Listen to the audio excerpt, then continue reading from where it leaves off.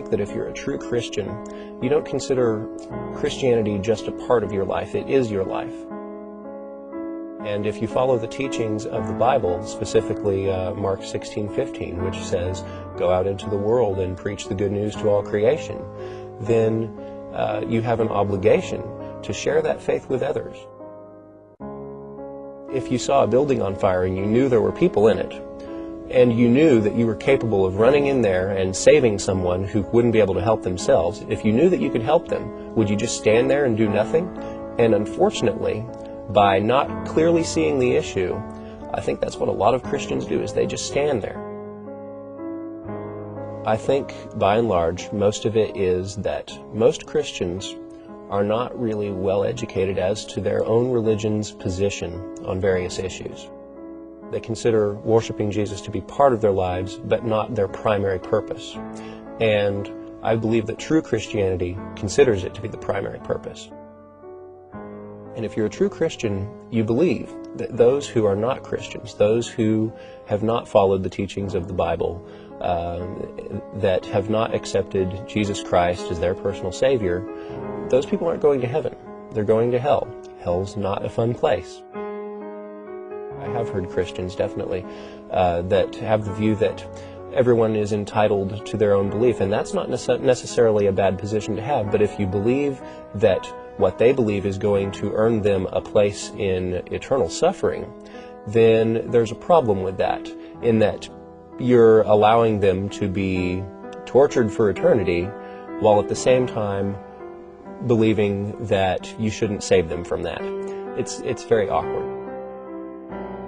If you really believe that people who are not Christians are going to hell, then that is a very serious consequence.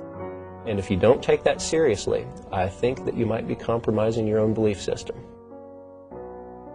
Those who do take their faith seriously, they need to encourage or teach those who might not how important that is. Sometimes I think Christians are afraid of being labeled as a Bible thumper, or to have negative connotations associated with them. But that's not necessarily negative if you're a Christian. I think it's something to be proud of. There's nothing to be ashamed of if you're a Christian about the Bible or being a Bible thumper. It's something to be proud of. It's something that you take seriously. And it's something that you should encourage others to take seriously as well. And it might require you to challenge yourself, to, stand up in front of crowds, to talk to people that you don't know. Missionaries work in places where the predominant religion is not Christianity, and that's a completely different scenario than in most parts of the United States. But they take it in stride, they accept it, and they move on.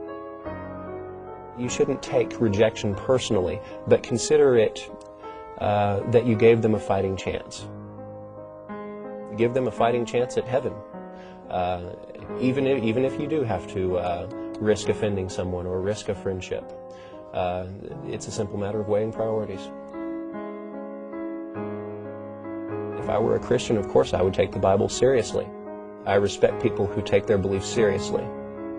And I would take the Bible's teachings seriously. Among those teachings is the idea that there is a heaven and there is a hell.